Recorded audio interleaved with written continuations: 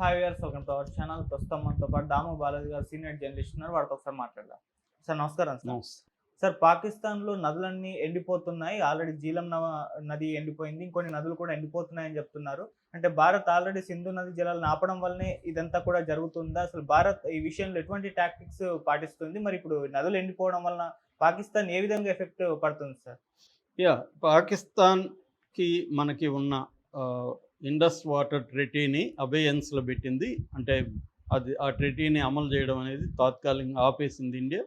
అది మనకు తెలుసు. అది 1960లో ఆ ట్రెటీ జవహర్లాల్ నెహ్రూ అక్కడ అయూబ్ ఖాన్ మధ్య జరిగింది. అప్పటి నుంచి ఇప్పటి వరకు 4 వార్స్, 1947-48, 1965, 1971, 1999 కార్గిల్ వార్, ఈ 4 యుద్ధాలప్పుడు కూడా ఎప్పుడూ ఆపలేదు. ఫస్ట్ టైం ఇది ఆపింది. అంటే మోడీ ప్రభుత్వం చాలా సీరియస్గా తీసుకునిందని ఇది అర్థమవుతుంది. అయితే చాలామంది నిపుణులు ఏం చెప్పారంటే, మనం ఆపడం అనేది సాధ్యం కాదు, ఎందుకంటే అటువంటి డ్యామ్ కెపాసిటీలు మనకు లేవు, మనం వాటర్ ఆపలేం, వాళ్ళకి మనం ఏదో చెప్పచ్చు కానీ ఆపలేము అనేది మనోళ్ళు చాలామంది అన్నారు.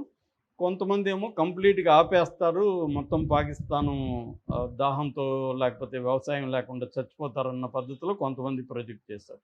నిజానికి ఈ రెండుట్లో కూడా అర్ధసత్యాలే ఉన్నాయి, కంప్లీట్ ట్రూత్ లేదు. నిజానికి కంప్లీట్గా ఆపలేకపోవడం అనేది కరెక్టే, కానీ అసలు దెబ్బ కొట్టలేమా పాకిస్తాన్ని అంటే ఖచ్చితంగా కొట్టచ్చు. ఎలాగనే దానికి ఇప్పుడు లేటెస్ట్ ఎగ్జాంపుల్ ఏంటంటే చేనాబ్ నది మనకి మెయిన్గా 3 నదులు పాకిస్తాన్కి వాటర్ని సప్లై చేస్తాయి. మొత్తం 6 ఉన్నాయి ఈ ఇండస్ రివర్ బేసిన్లో. అందులో 3 ప్రధానం. అందులో చేనాబు, జేలము, ఇండస్, ఈ 3 ఇంపార్టెంట్ అన్నమాట. ఫస్ట్ ఇప్పుడు చేనాబ్ నది మీద దెబ్బ కొట్టింది ఇండియా. చేనాబ్ నది ఎండిపోలేదు, కానీ వాటర్ అనేది బాగా తగ్గిపోయింది. దీనికి ప్రధాన కారణం ఏంటంటే, జమ్మూ కాశ్మీర్లో అఖ్నూర్ అండ్ రియాసీ డిస్ట్రిక్ట్స్లో 2 డ్యామ్స్ ఉన్నాయి, మన ఇండియన్ డ్యామ్స్. అది వచ్చి బగ్లిహార్ అండ్ సలాల్ డ్యామ్స్. ఈ బగ్లిహార్, సలాల్ డ్యామ్స్ని ఏం చేసిందంటే, ఉన్న నీళ్ళంతా ఖాళీ చేయించేసి ఫ్రెష్గా ఈ వాటర్ని నింపేసింది డ్యాములకి. సో ఇప్పుడు నింపేయడం వల్ల ఏమైంది, నింపేసి గేట్లు మూసేయడం వల్ల వాటర్ ఫ్లో అనేది, పాకిస్తాన్కి వెళ్ళే వాటర్ ఫ్లో అనేది తగ్గిపోయింది. అది పాకిస్తాన్ కూడా అనౌన్స్ చేసింది. ఆ పంజాబ్ ప్రావిన్స్లో ముఖ్యంగా మంగళా ఏరియా అంటారు, ఆ మంగళా ఏరియాలో దాదాపు 21% వాటర్ షార్టేజ్ వచ్చిందనేది పాకిస్తాన్ కూడా అనౌన్స్ చేసింది. సో వాళ్ళకి ఇప్పుడు ఏంటంటే ఇంపార్టెంట్ ఖరీఫ్ సీజన్, ఇది మే నుంచి జూన్ వరకు ఖరీఫ్ సీజన్. ఇప్పుడు ఫీల్డ్స్ అంతా కూడా ప్రిపేర్ చేయాలి, రెడీ చేయాలి. ఈ టైంలో వాటర్ అనేది అవసరం. దాంతో ఇది కట్ చేసేసారు. ఆల్రెడీ ఏంటంటే పాకిస్తాన్ వాటర్ స్కార్సిటీ చాలా తీవ్రంగా ఎదుర్కొంటుంది. వాటర్ స్ట్రెస్డ్ కంట్రీస్ అంటారు కొన్నిటిని. వాటర్ స్ట్రెస్డ్ కంట్రీస్ అంటే వాటర్తో ఇబ్బంది పడుతున్న దేశాలు, అందులో పాకిస్తాన్ కూడా ఒకటి అనమాట. పాకిస్తాన్లో ఏంటంటే దాదాపు 80% ఈ నదుల మీద ఆధారపడిన వ్యవసాయం. మొత్తం వ్యవసాయం పాకిస్తాన్లో 24% జీడిపిలో అగ్రికల్చర్ నుంచే వస్తుంది పాకిస్తాన్కి. అలాగే 37.4% వర్క్ ఫోర్సు అగ్రికల్చర్లోనే ఇన్వాల్వ్ అయి ఉంటుంది. సో వాళ్ళకి వాటర్ జనరల్గానే ఇబ్బంది ఉంది. వాళ్ళకి మామూలుగా పెర్ క్యాపిటా వాటర్ అవైలబిలిటీ అంటారు. అంటే ఒక మనిషికి వాటర్ అవైలబిలిటీ కానీ తీసుకున్నప్పుడు, స్వతంత్రం వచ్చిన టైంలో 1947లో 5,600 క్యూబిక్ మీటర్లు ఉండేది. అది ఇవాళ 1000కి పడిపోయింది. అంటే 4,600 క్యూబిక్ మీటర్లు తగ్గిపోయినాయి. వాళ్ళ మొత్తం అగ్రికల్చర్లో 50% గ్రౌండ్ వాటర్ మీదనే డిపెండ్ అయి ఉంటారు. బేసిక్గా వాళ్ళకి దాదాపు 12 లక్షల ట్యూబ్ వెల్స్ ఉన్నాయి.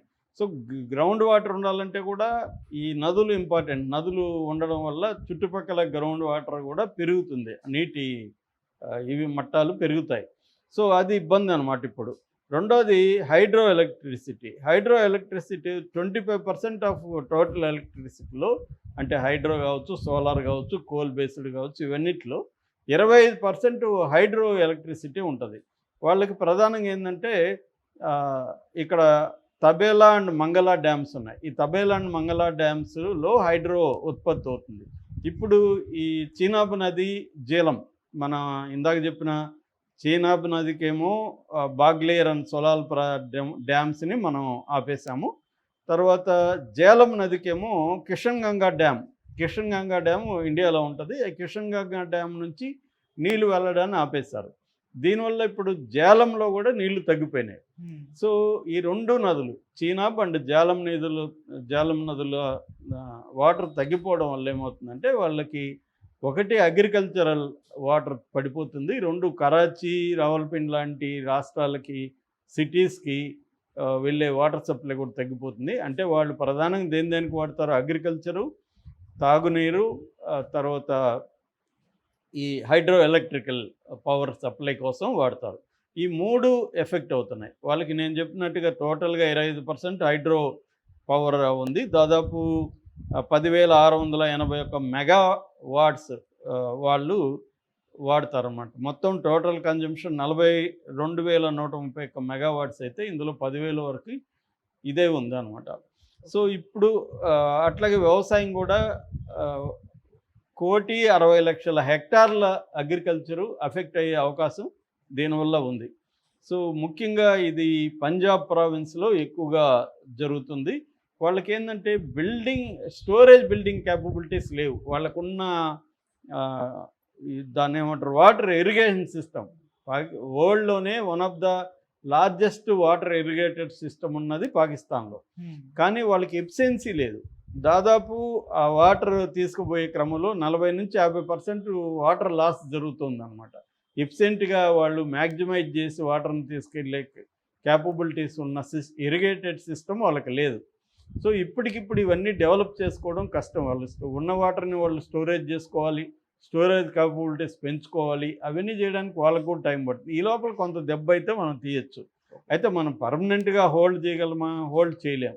పర్మనెంట్గా హోల్డ్ చేయాలంటే కొత్త డ్యామ్స్ అవన్నీ కట్టాలి. ఆల్రెడీ పాకిస్తాన్ వాళ్ళు బెదిరిస్తున్నారు, మీరు కానీ వాటర్ ఆపితే మీ డ్యాముల మీద మేము అటాక్ చేస్తామని.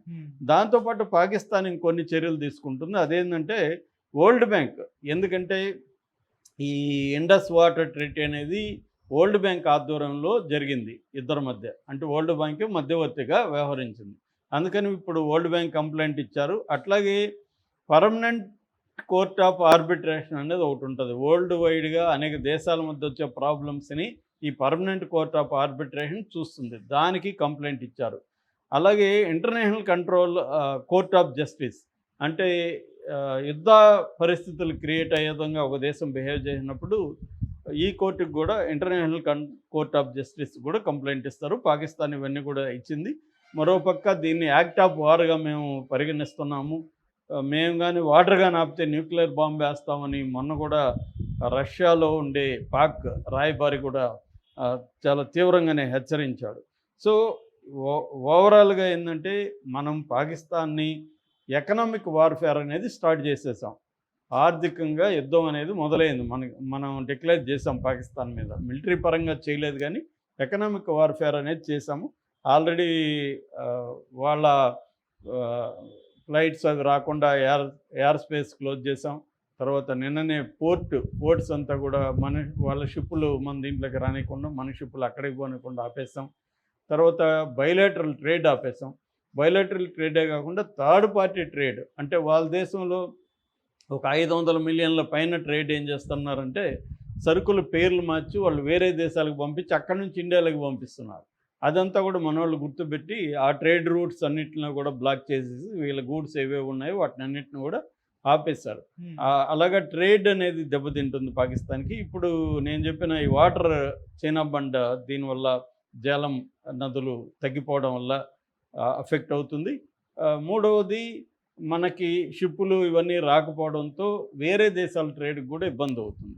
అలా పాకిస్తాన్ని అన్ని రకాలుగా ఎకనామిక్ వార్ఫేర్, దీనివల్ల పాకిస్తాన్ ప్రభుత్వమే కాకుండా సాధారణ ప్రజలు కూడా సఫర్ అవుతున్నారు. అయినప్పటికీ కూడా ఇండియా మాకు వేరే మార్గం లేదు, మాకు ప్రజల మీద ఏం కోపం లేదు, కానీ దానికి బాధ్యత వాళ్ళ ప్రభుత్వం వహించాలి తప్ప మేం కాదన్న పద్ధతిలో ఇండియా వ్యవహరిస్తుంది. ఎందుకంటే ఇండియా అనేక సార్లు రిస్ట్రైన్డ్గానే ఉండింది. 4 యుద్ధాలు జరిగినా కూడా ఇప్పటివరకు ఈ నదుల నీటిని ఆపలేదు. పాకిస్తాన్ ప్రజల మీద ఎప్పుడు ఇండియా యుద్ధం చేయలేదు. పాకిస్తానే మన ప్రజల మీద చేస్తుంది. 93లో బొంబాయి బ్లాస్టులు కానీ, ఆ తర్వాత 2008లో మళ్ళీ ముంబైలో అటాక్స్ కానీ, 2001లో పార్లమెంట్ మీద అటాక్ కానీ, 2016లో ఉరి కానీ 2019లో మన దాడులు కానీ మిలిటరీ మీద సిఆర్పిఎఫ్ మీద. సో ఇలాగా ఇప్పుడు రీసెంట్గా పహల్గాం ఇలాగా అనేక రూపాల్లో పాకిస్తానే టెర్రరిజాన్ని ప్రోత్సహిస్తూ మన దేశంలో సాధారణ ప్రజల్ని చంపుతుంది, కానీ ఇండియా వెళ్ళి పాకిస్తాన్లో సాధారణ ప్రజలను చంపడం అనేది జరగలేదు ఇప్పటివరకు. కానీ ఇప్పుడు తీసుకునే చర్యల వల్ల పాకిస్తాన్లో సాధారణ ప్రజలు, రైతులు ముఖ్యంగా అఫెక్ట్ అయితే అవుతారు ఖచ్చితంగా. కానీ దానికి పాకిస్తాన్ ప్రభుత్వం బాధ్యత వహించాలి, ఇండియా కాదనేది ఇండియా ప్రభుత్వం చెప్తుంది. Okay sir, thank you so much sir.